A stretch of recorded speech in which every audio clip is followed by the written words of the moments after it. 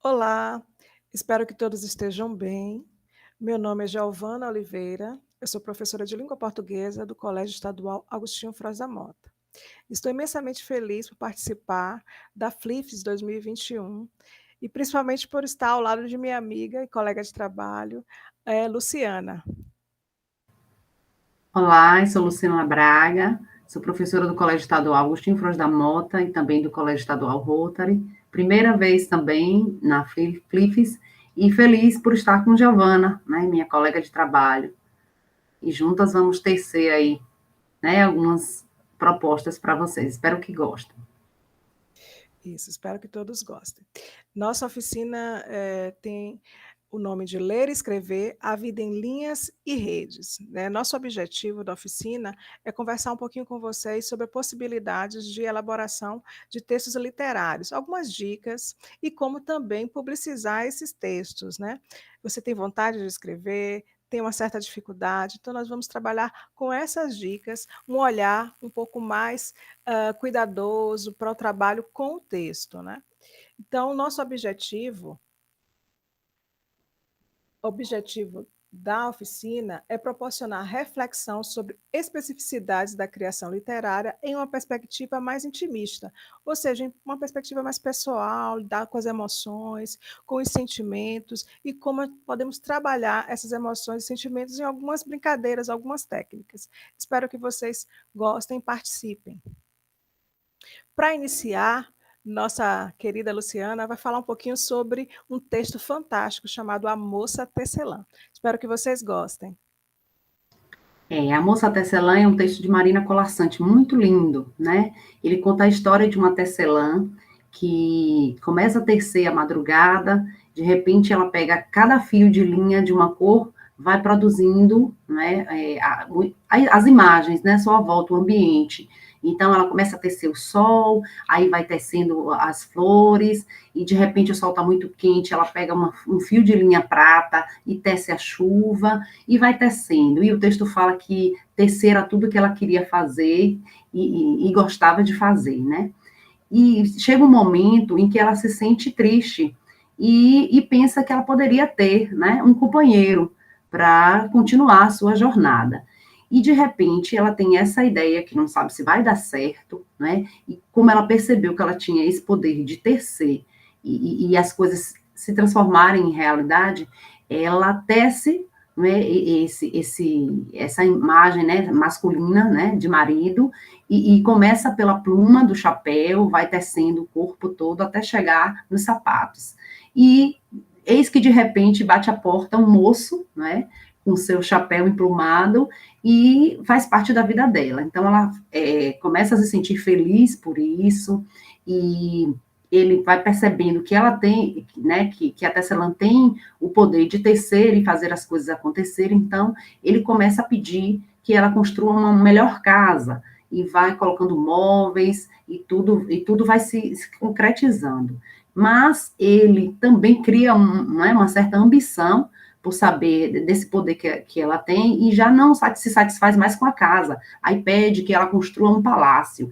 E a moça tecelã começa e tece de dia e de noite, e vai perdendo a noção do dia, já não dá mais tempo de tecer o sol, antes que a madrugada acabe, já está anoitecendo, e ela só trabalhando. E tem um momento que ela pensa, né, como seria bom ter filhos, e ele, no primeiro momento, também aprova, né, a ideia, depois esquece, porque a ambição, né, o desejo de ter mais, vai crescendo dentro dele, e ele vai colocando, né, esse papel nela de produzir todas essas coisas que ele tem vontade, até que ele aprende numa torre, né, para que ninguém descubra esse poder que ela tem de tecer os tapetes e fazer as coisas virarem realidade, e vai pedindo cavalos, pedindo riquezas, né, que construa poço no palácio, e várias coisas, né, que compõem um palácio. E a moça tecelã vai ficando triste, né, vai ficando triste e vai percebendo que não era aquilo que queria para a vida dela. Então, ela pensa como era bom viver, né, da forma que ela vivia simples. E aí ela começa a pensar em destecer. Então, começa a destecer palácios, as estribarias, os cavalos, o ouro que tinha as moedas, os empregados, né, que tinham na casa, até que começa a pensar em destecer o marido. Então, ela começa agora pelos sapatos, vai a cada fio, e ele vai começando a desaparecer, até que ele vai acordando e percebe que já está morando numa casa simples, numa cama dura, não é? Mas, ao mesmo tempo que ele se percebe, ele também vai observando que o corpo vai desaparecendo. E aí a moça tecelã destece, né, todo aquilo que ela criou como ideal, e volta a viver sua vida simples e mais feliz, né, a tecer o sol novamente, amanhã, e a perceber que, né, aquela vida que ela vivia era a vida feliz, né? E nisso a gente faz uma relação, né? A gente faz um contraponto com o que é a produção textual, né? O texto é esse tecer, né? Esse tecer, cada linha seria cada palavra que a gente escolhe, cada produção de frase, né? Cada período, cada parágrafo, e é um tecer permanente. Eu costumo dizer que o texto nunca é algo acabado, né? Sempre tem o que refazer, olhar, um novo olhar, né? O tempo, o contexto, né? Sempre nos dá uma noção de que aquilo precisa melhorar e pode ser melhorado. E essa noção, esse contraponto, essa analogia que a gente quis fazer com a moça tecelã em relação à ideia do que é tecer. Então, aqui eu tenho para vocês o contexto, né, do que significa tecer, né, o que é o texto. Vem do latim tecere, né, construir, tecer, cujo participio passado textos também era usado como substantivo, e significava maneira de tecer, a coisa tecida, e ainda mais tarde veio com a noção de estrutura. Foi só lá pelo século XIV que a evolução semântica, né, da palavra atingiu o sentido de tecelagem ou estruturação de palavras ou composição literária, e passou a ser usado em inglês, proveniente do francês antigo texte, que hoje conhecemos como texto. Então, a proposta foi da gente perceber, né, que aquela mulher, com todo aquele sentimento, aquelas emoções, né, quis construir, através do seu tecer, aquele mundo, né, e depois ela precisou desfazer para depois reconstruir. E assim é o processo de construção textual. Isso aí, como a Marina faz, né, Marina Colasanti faz, a gente pensar que está muito ligado, né, o texto da vida também, né?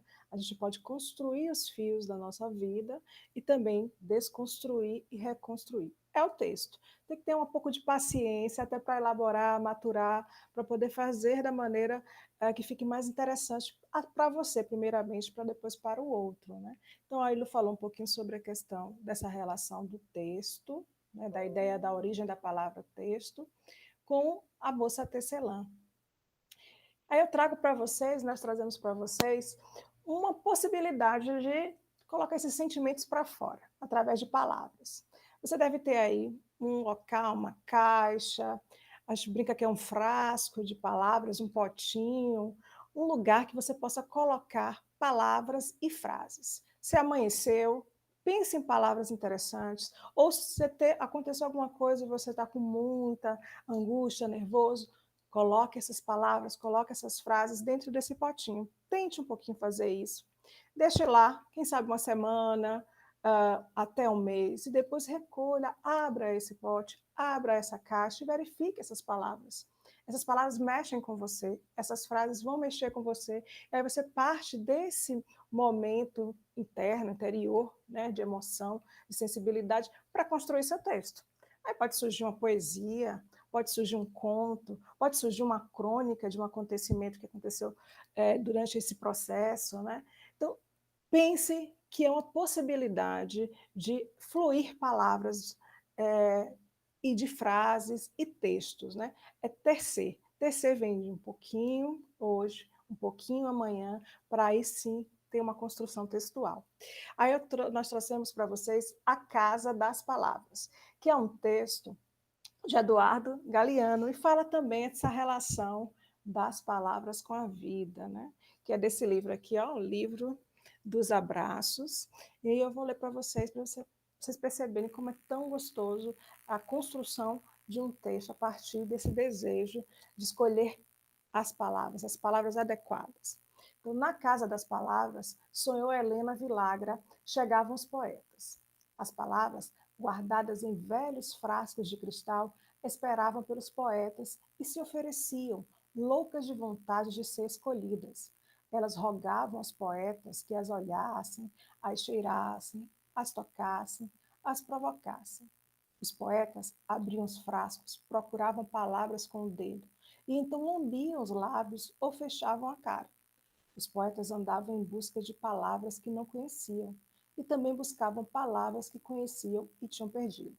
Então, que tal você não é um poeta em busca de palavras? Busquem essas palavras aí dentro de vocês, né? Ouçam as pessoas falarem com vocês sobre seus sentimentos. Isso também muda, né, o nosso jeito de pensar e de escrever.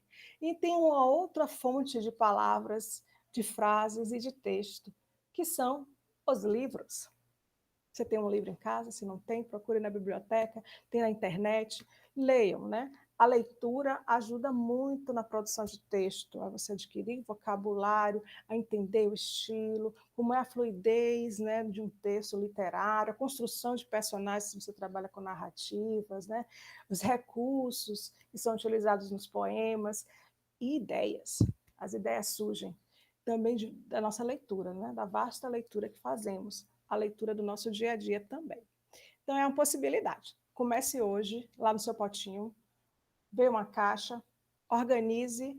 Quem sabe uma caixa de sapato, você organiza a caixa de sapato, coloca lá bonitinho e vai construindo isso diariamente. Coloca lá as palavras, coloca lá as frases, as suas ideias. Com o tempo você vai ver que vai surgir muitas ideias. Bem, outra forma de você trabalhar a possibilidade de construção de um poema ou de um outro texto é através da tempestade de ideias, o mapa mental. Lá você coloca as palavras, vamos dizer, no diário, um diário de palavras que você pode fazer dentro de uma caixa ou de um frasquinho ou de um local que você achar mais adequado. Aqui você vai usar ou a internet, que existem alguns sites que fazem mapa mental, ou no seu caderno, uma folha de ofício. Você escolhe um tema, né? Coloca lá no centro esse tema e vá fazendo a construção, a ligação de ideias relacionadas a esse tema. É simples. O que é que o espelho trouxe? Nós trouxemos o espelho, né? Um tema muito trabalhado por muitos poetas e muitos autores. Falar um pouquinho sobre quem somos, né? Quem vemos no espelho, quem desejamos ser. E aí nós colocamos no centro aí espelho. E aí vamos ver quais são as palavras que podem surgir, né? O espelho pode nos trazer as nossas experiências que estão marcadas visualmente, mas estão marcadas dentro de nós. O espelho também traz as nossas alegrias e também as nossas tristezas, né? Da nossa vida, a construção lá do fio da vida. O espelho pode nos trazer os medos que nós temos estampados no olhar, estampados dentro de nós. Aqui, e o espelho pode trazer os nossos sonhos, o que é que nós desejamos construir para o futuro, né? E que fio, olha lá a tecelagem, nós estamos fazendo para isso, né? Porque precisa construir diariamente. Então, aí, com essas ideias chaves, eu vou elaborando os parágrafos, elaborando as estrofes, os versos, e vou montando. Eu posso criar uma estrofe, por exemplo, falando de experiências, outras de alegrias, outras sobre medos, relacionando a palavra espelho, não é? A ideia central que é espelho. Ou construir parágrafos também com esses motes. Isso vai se dar criatividade. E não vem assim, não, viu, gente? Tem que treinar. É um trabalho diário, né? Então, o que o espelho me diz? O que o espelho diz para você hoje? Olhe no espelho e pense o que é que está acontecendo comigo, o que, é que eu quero, o que eu desejo, quais são os meus medos, experiências, alegrias e outras que surgirem, outras palavras que surgirem. E comece a escrever, ou no caderno, ou numa folha, ou faz um mural, mas organize essas ideias. Se não der para construir hoje, matura para o próximo dia, mas é preciso tentar. Aí trouxe que você pode fazer mini contos, né? Também, nós estamos falando de poemas, crônicas, contos. Aí eu trouxe um mini conto, que é o Espelho de Narciso, que é desse livrinho aqui, ó, Os 100 Menores Contos Brasileiros do Século. São contos, são textos pequenininhos, mas com bastante significado. Então, aí o Espelho de Narciso. Agora está claro, quem envelhece sou eu, não o retrato. De Modesto Carone. Poucas palavras com bastante significado. Tente fazer também mini-contos, são simples, são rápidos e nos ajudam a trabalhar bastante essa questão da construção da palavra com a significação, né? Então, o que o espelho diz a você hoje? Vamos treinar? Se você, ao lado da casa de palavras, está com certa dificuldade, mas tem uma ideia na cabeça, que tal procurar textos que falem sobre essa ideia, né? Então, alguns sites na internet, alguns livros, tem poemas, tem contos que vão falar sobre esse tema. Esse que eu coloquei aqui para vocês, né, que é poesia.net, tem uma relação de poemas que falam sobre o espelho. Então, o autor do site, ele pesquisou vários poemas, tanto estrangeiros quanto brasileiros, que falam sobre o espelho. Se eu consigo ler, se você ler um pouquinho sobre isso, você pode também te ajudar, né? Pode ajudá-lo a escrever sobre o tema, né? É uma possibilidade. Então, a questão da construção é pontual e contínua. Hoje eu vou verificar, fazer as palavrinhas, vou fazer o mapa mental, vou fazer a pesquisa, vou fazer a leitura, e aí parto para a escrita propriamente dita, né? Quer acrescentar alguma coisa, Lu? Não, estou só te escutando aqui, concordando. Bem, eu consegui escrever. Pronto, deu certo, hein? Eu consegui escrever. Mas agora eu quero compartilhar, porque o que a gente sente, escreve, a gente quer que o outro leia, que o outro conheça, saiba e possa partilhar e compartilhar do que eu penso, do que eu desejo, do que eu sinto, né? Então, nós vamos falar um pouquinho também dessa maneira. Como é que a gente vai poder compartilhar ideias, né? Aí eu trouxe para vocês e Lu vai trazer outras dicas também sobre como publicizar os meus textos. Eu escrevi, usei lá as dicas, comecei a produzir, teci, depois eu desteci e teci de novo, mas agora está pronto o texto. E eu quero compartilhar. Aí uma das maneiras de fazer esse compartilhamento é através das fanzines, né? Que é uma coisa muito simples de fazer, tipo uns caderninhos, só que é feito de papel, papel ofício, você pode produzir.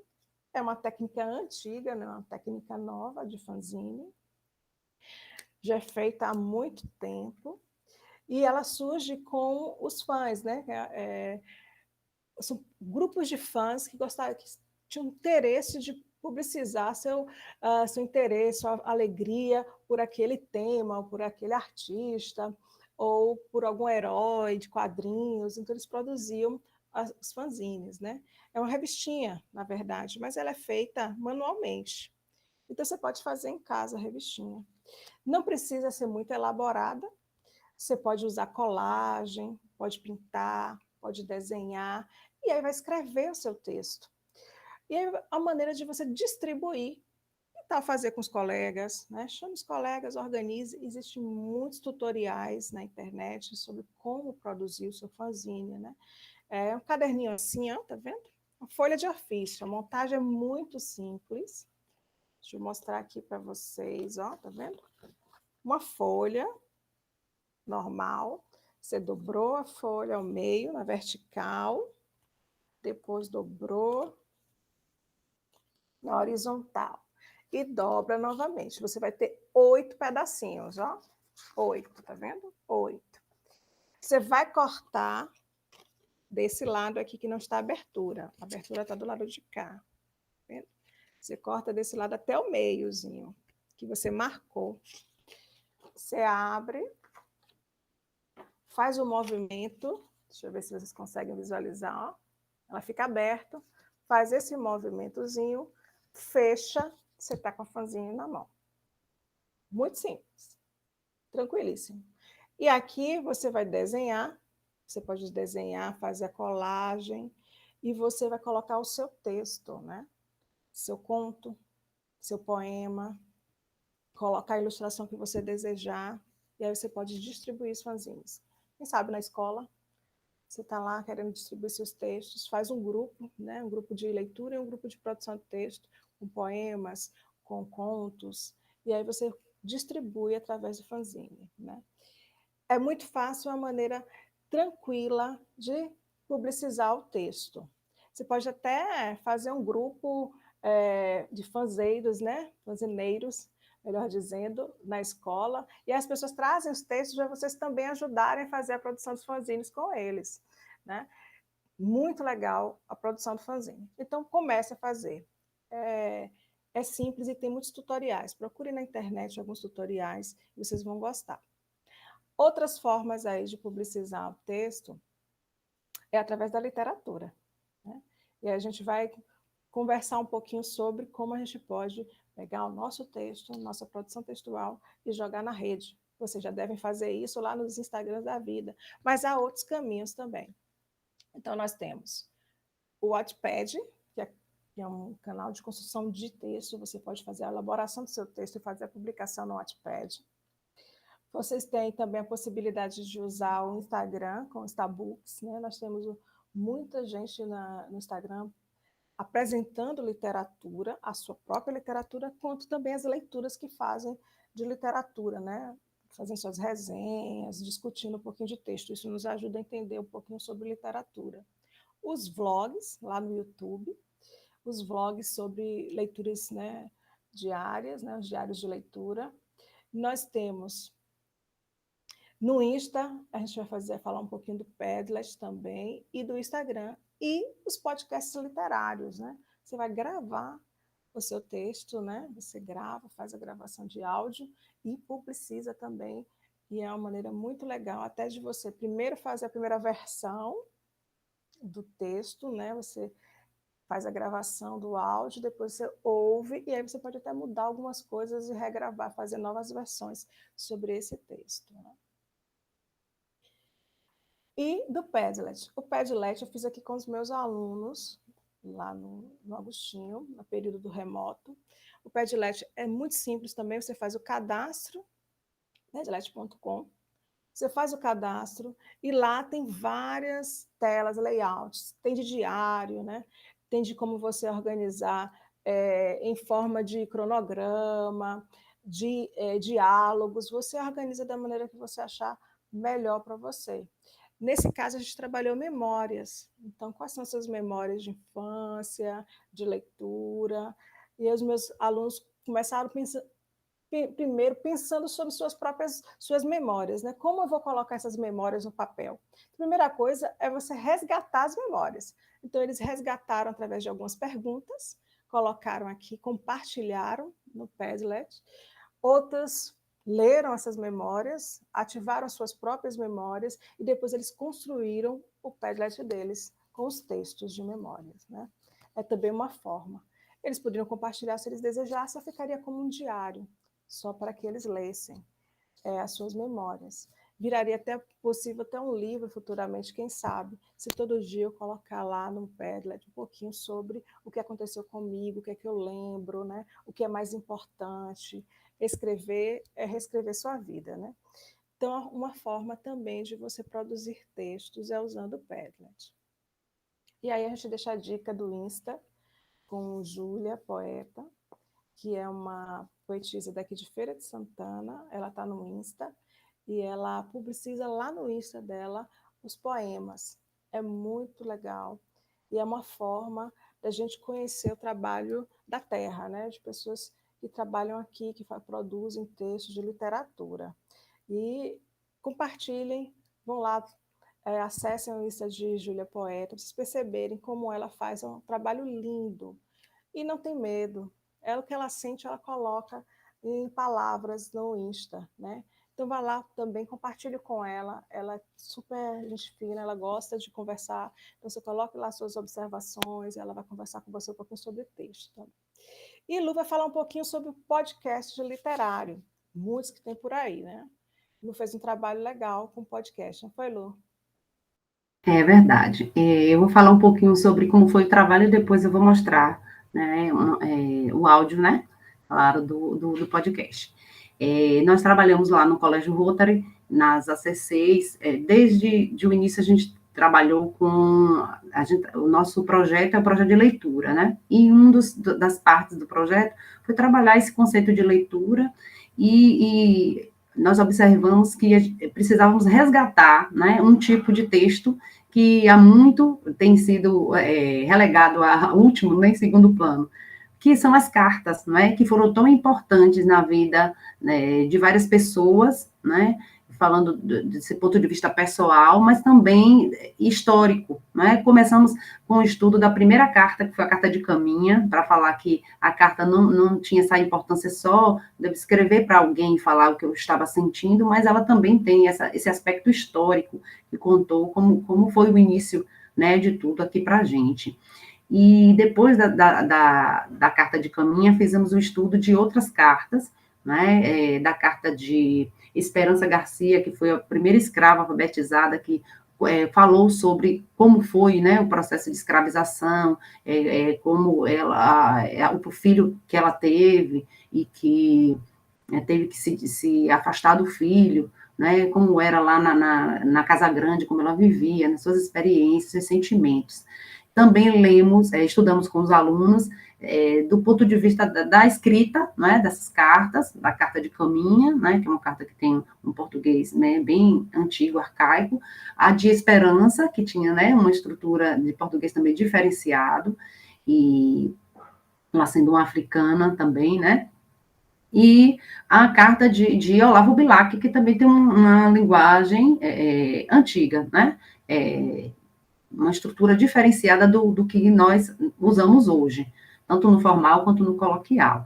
E aí a proposta foi de que os alunos escolhessem, na carta de Olavo Bilac, fizessem a reescritura, né, dessa carta, utilizando uma linguagem mais atual, né, mais jovem, poderiam usar gírias, né, que fosse uma linguagem mais descontraída, mais familiar, mais coloquial.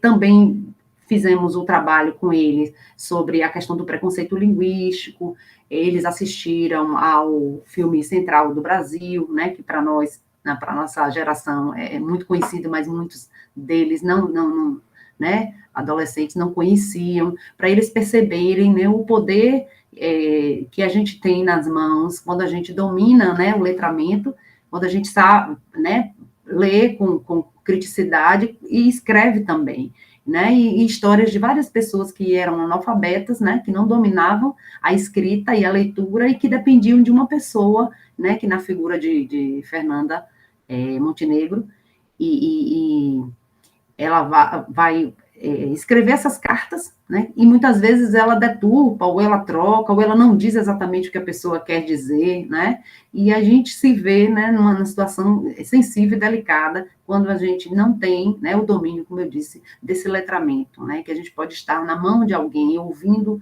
pelo olhar do outro, pela voz do outro, né, que não necessariamente não é uma verdade ou uma realidade, ou pode ser uma realidade deturpada. Então, mostramos isso e os alunos fizeram essa releitura, foi muito interessante. E tudo isso foi colocado depois no podcast. Então, nesse podcast, eles apresentavam as experiências deles com o filme, né, que eles entenderam, a sensação que tiveram com a leitura das cartas, né, o que eles entendiam sobre o preconceito linguístico e sobre a importância da leitura, né, para a vida de cada um. E tem um momento que eles vão fazer a leitura das cartas, né, das originais e também dessa releitura que fizeram. Então, eu vou compartilhar com vocês aqui a de Olavo Bilac, né, na íntegra, e depois vocês vão ouvir, né, uma das partes do podcast em que a aluna ela fez essa releitura da carta de Olavo Bilac. Só um momento aqui.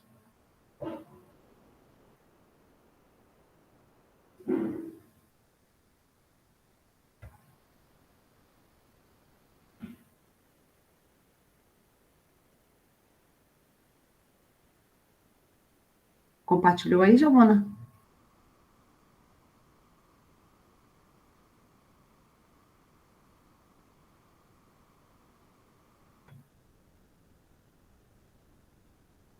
Giovana? Compartilhou. Ah, certo. Então, vamos lá.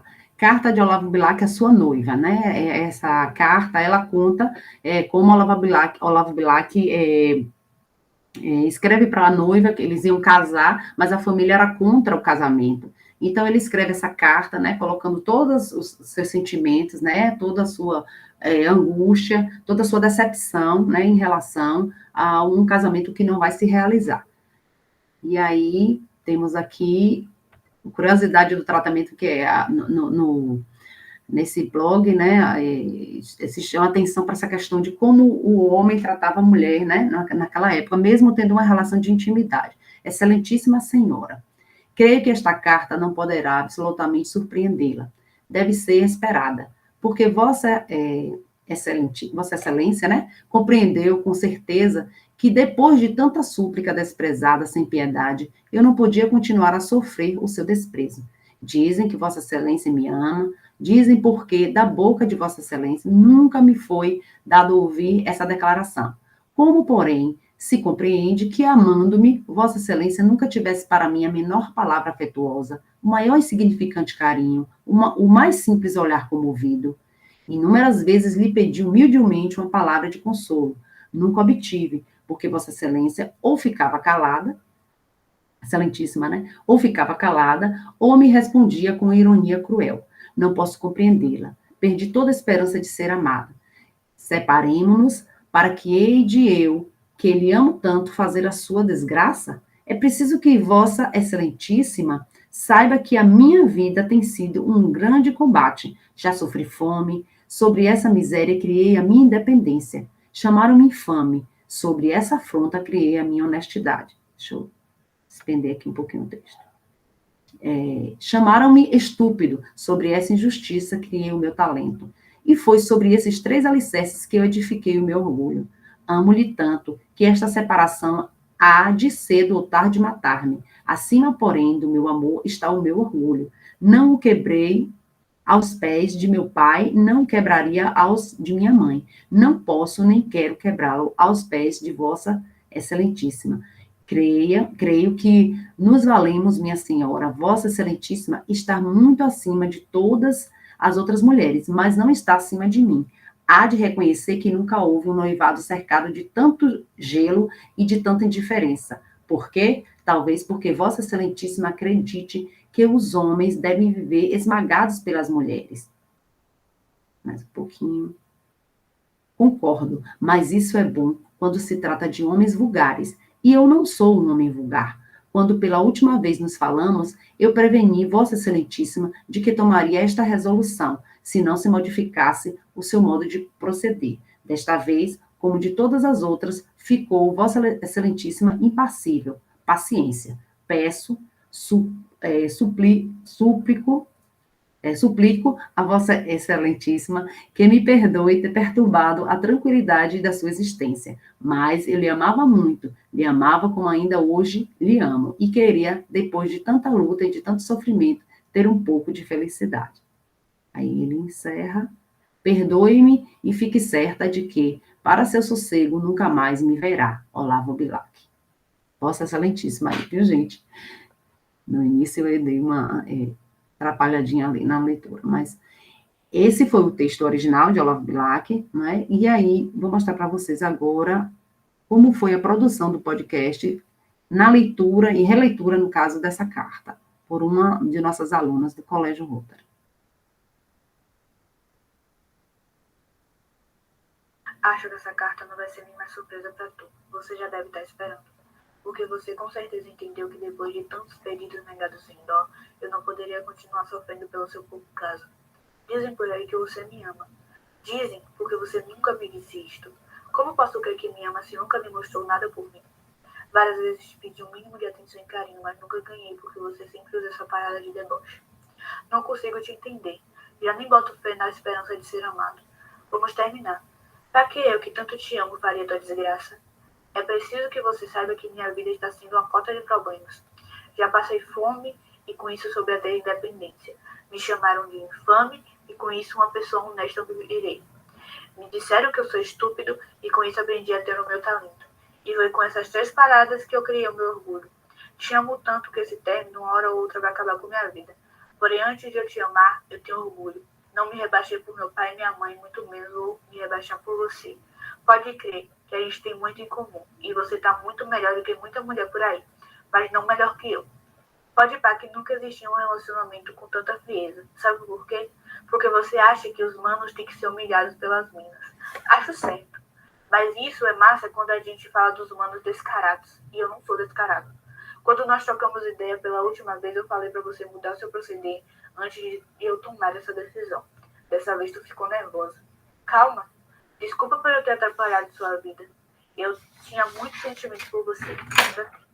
Só queria um resto de felicidade no meio de tanta guerra.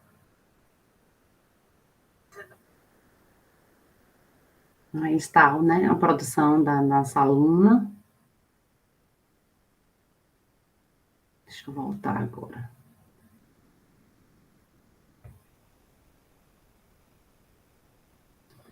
E assim nós finalizamos, né, esse trabalho de leitura das cartas, né, com esse exemplar, né, do podcast. Assim, foi uma experiência muito interessante.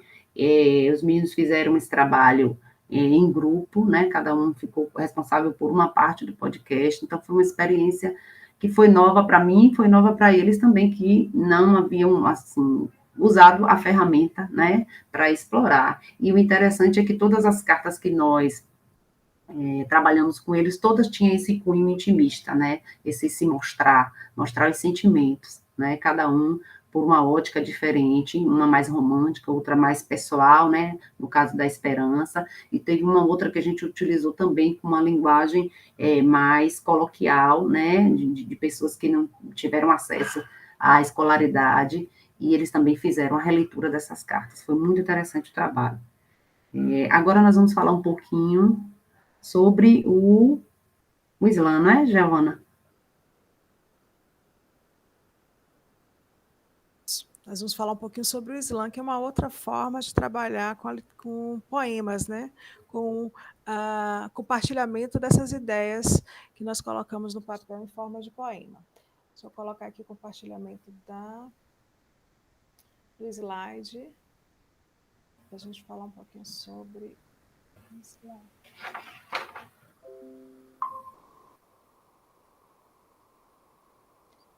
Deixa eu ver se está passando. Isso. Então, o que vinha a ser o Islã, né? O Islã, como aqui está dizendo, é a voz de identidade e resistência dos poetas contemporâneos. O Islã é uma batalha de poesias, né, que foi criada em 1980 em Chicago, né? Chegou ao Brasil com a intenção de reivindicar na cultura jovem, popular e negra, e ele chega aqui em 2013, né? Como a gente sabe que na década no período da ditadura, a gente teve a poesia de protesto, né? Essa seria uma forma de poesia, né? De mostrar, de protestar, né? De resistir, né? Contra o status quo, né? Contra o momento. Temas como violência contra a mulher, racismo, desigualdade social, as questões políticas, todas são trabalhadas. Então, é uma batalha, assim, conhecido como Batalha dos Poetas, ou Batalha da Poesia, ou Batalha das Letras, né? Para acontecer o Islã, é preciso que haja uma plateia. Então, é mais ou menos assim. Cada pessoa que quer expor a sua voz, né, não precisa ser um poeta conhecido, basta que seja alguém que queira, né, expressar, né, seus sentimentos e dar voz a algumas temáticas, e eles participam de uma batalha, né, em que ele cria o seu texto autoral, eles geralmente criam 3 textos, porque eles têm que competir em 3 etapas, uma etapa geral, uma semifinal e a final, e o Islã já é bastante conhecido no mundo afora, no Brasil também, né, ele ocorre durante o ano todo. Existem até Copas do Mundo de Islã, né, acontece uma na França, no mês de dezembro, né, a premiação são sempre livros, eles ganham livros, né, como premiação, e geralmente uma poesia tem que ter 3 minutos, né, sendo autoral. Então, assim, é um trabalho que é individual e, ao mesmo tempo, coletivo, porque eu preciso criar o meu texto para apresentar, mas eu preciso do outro para poder o meu texto ser comparado com o dele. Então, naquela plateia, né, que se coloca ali numa comunidade, pode ser uma comunidade escolar, pode ser uma comunidade de bairro, São Paulo mesmo tem um bairro chamado Guilhermina, e que tem o Slam da Guilhermina, que acontece todas sextas-feiras, né? E ele cria esse texto e vai batalhar com o outro. Naquela plateia ali, ou pré-estabelecido, de forma pré-estabelecida, eles escolhem os jurados, ou no momento ali, pessoas para serem jurados, e eles darão notas. É uma forma bem descontraída de apresentar, né, os textos, porque tem um momento que, se a pessoa não gostar da pontuação, né, se as pessoas que estão em volta não gostarem da pontuação do juiz, podem vaiar o juiz, se gostarem, eles podem, né, aplaudir. Então, assim, é uma forma bem descontraída, porque na época em que ele foi criado, o criador, né, Martin, ele achava que os saraus já estavam, assim, um pouco ultrapassados, né, sem muita graça, e o Slam foi uma forma bem dinâmica, né, desses textos serem divulgados, e daquela pessoa que não tinha uma certa um conhecimento de como editar o texto, né, publicizar de uma outra forma, e isso aí chegaria de uma forma mais rápida à comunidade. Né? Então, assim, em São Paulo já tem, e assim, a gente pensou, né, como é uma coisa contemporânea, né, bem legal de se fazer, e o aluno tem essa veia, né, artística,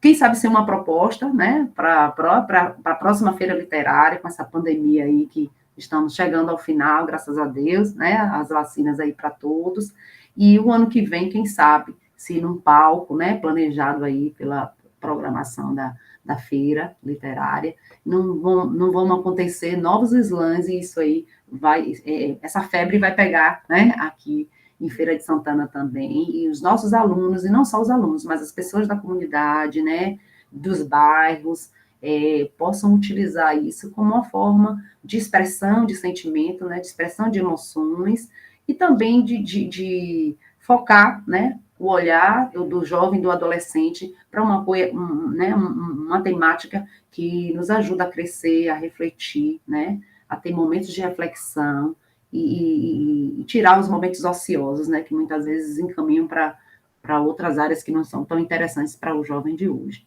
Isso. Né, Giovana? Em Salvador já tem alguns grupos, né, de slam, né, algumas comunidades em Salvador, eles já competem lá.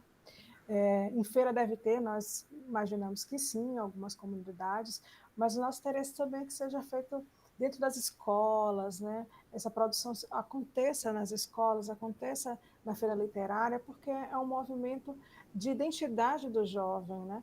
É uma forma de reivindicar também, de fazer uma reflexão, você colocar suas ideias, suas opiniões, seus sentimentos, né? A gente conhece muito repente, cordel, que é uma cultura muito nossa nordestina, linda também. E aí o slam vem como uma identidade da juventude que deve ser aberta também para as escolas e para outros campos, né? Não ficar fechado em algumas comunidades, né? E é uma maneira de você que tenha interesse de produzir seu texto, de conversar com outras pessoas que também pensam como você, de discutir, porque é uma brincadeira, na verdade. A gente fala que é uma batalha, mas não é uma batalha. Tanto que o presente de todos, quem ganha, ganha livros, ganha cultura, ganha conhecimento. Mas é uma forma de eu conversar com outros sobre o que eu penso, discutir de uma forma artística, vamos dizer assim, sobre as ideias, né? Então, o slam é muito interessante, tem muito na internet, a gente está falando sobre YouTube, os blogs, nós pesquisem, vocês vão ver pessoas ensinando, gravações sobre batalhas de slam, não é? Muito legal. É a mesma coisa. Assim, Giovana, diferente do repente, né, e dos rappers que fazem, né, batalhas que eles têm que fazer na hora, né, a palavra me fugiu agora, mas de improviso, né? O slam não, o slam, cada um tem tempo de produzir, né, seu próprio texto, e tem outra coisa interessante também, o foco é para o texto e para a apresentação, a performance da pessoa que está ali, né, do poeta, do escritor, porque não pode usar nenhum tipo de indumentária, não há cenário nenhum, então o foco é o autor e o seu texto, né? Então, assim, é muito interessante. E quero dizer que já comecei, viu? Na escola, comecei no Rotary já a fazer, não houve tempo para a resolução final, né, para trazer aqui para vocês, mas em outra oportunidade, quem sabe, a gente possa mostrar esse material e começando, né, uma gotinha aqui, outra ali, para ver, quem sabe, se os meninos que gostam de escrever lá da escola não comecem também esse movimento, né, e ampliem. Então, nós partimos aqui nesse momento, foi rápido para vocês, mas são ideias, né? Ideias para que frutifiquem aí as possibilidades de construção de texto. Então, nós passamos por alguns movimentos aqui. O de pensar o texto como tecelagem, né? Como construção diária, pontual, e que você tem o dever de cuidar, né? Porque se o texto é produzido através dos seus sentimentos, suas ideias, você pode reconstruir sempre que for possível, quando você quiser. Então, o texto nunca está acabado. O texto é também inacabado nesse sentido. Eu posso olhar novamente aquele texto e refazer. Escolher as palavras mais adequadas. Então, vá lá, faça sua caixinha de palavras, monte seu mapa mental, né? Faça sua tempestade de ideias, guarde as palavras e olhe num outro momento, porque às vezes a gente está com sentimentos aflorados naquele momento, coloca lá os textos, a palavra, depois você tem uma outra visão sobre aquele tema e vai rever o que você escreveu, mas a ideia é não ficar parado. Em movimento, sempre em movimento. E busque maneiras de publicizar, porque o outro que lê, o outro que ouve, como no caso dos slams, do podcast, ele vai estar sempre compartilhando também suas visões. E aí você constrói novos textos, né? Intertextos o tempo todo, um puxando o link do outro. E sem contar que a nossa vez, a nossa fala, né, a nossa voz, pode trazer, né, para o outro. A gente tem sentimentos iguais, né? Nós temos sentimentos iguais e muitas vezes o outro não consegue expressar. E ouvindo, né, alguém construir, produzir, ele pode despertar para isso também, né? Ou se sentir acolhido, né, por alguma coisa que a gente diz e que também é um sentimento, né, compartilhado. Então, é importante. E na questão do Islã, que é um movimento de reflexão, né? Então, a gente precisa dessa reflexão e dessa criticidade, principalmente no mundo, né, atual, né? Isso. Agora, sempre com respeito à opinião do outro, né? O Islã tem Isso, muito disso. Você ouve na batalha pessoas com opiniões diferentes, com isso. textos falando do mesmo tema, mas de formas diferentes, mas sempre há o respeito. Então, Porque o Islã não tem o objetivo de você combater o que o outro fala, mas eles vão escolher os melhores textos, né? Então, todos vão falar do mesmo tema, mas eu não estou brigando com o texto do outro, mas eu estou complementando, né, com a minha ideia. pronto. Então, nós vimos algumas possibilidades aí de publicização. Desejamos muito que frutifique, né, as ideias, que vocês parem nesse momento para pensar um pouquinho e comecem a escrever, a ler, né? Existem muitos sites, canais aí nos Instas da vida, no YouTube, na internet como um todo, com vários textos de autores famosos, textos de autores anônimos, que são excelentes e que merecem nossa atenção. E quem sabe nós teremos vários outros autores, né, best-sellers, ou pessoas, grandes poetas, que estão aí esperando só um momento, uma ideiazinha para colocar no papel. Então, ó, as ideias estão fluindo, só precisa vocês, ó, construírem, tecerem seus textos, né? E desejamos que na próxima Flifes tenhamos frutos com vários autores, Islã, quem sabe, né? Uhum. E um outro olhar para a literatura, um olhar mais carinhoso para os textos literários, né? Que nos ajudam muito, nos contribuem muito, principalmente para a construção e a formação de nós, né? Seres humanos. Nós construímos Caráter, né? nosso caráter, nossa visão de mundo, né? Com o texto literário, a gente pode avançar um pouquinho mais no nosso conhecimento sobre nós mesmos e sobre o outro, né? Sobre alteridade. Esse momento é isso. Desejamos aí um belo, uma bela Flips, né? Já estamos terminando um pouquinho, que vocês continuem aí assistindo as mesas e as oficinas. Estamos aqui, quem sabe na próxima Flifes tenhamos também um outro momento como esse. Um abraço a todos. Verdade. Aproveitem, um abraço, foi muito legal. Até a próxima. Até a próxima.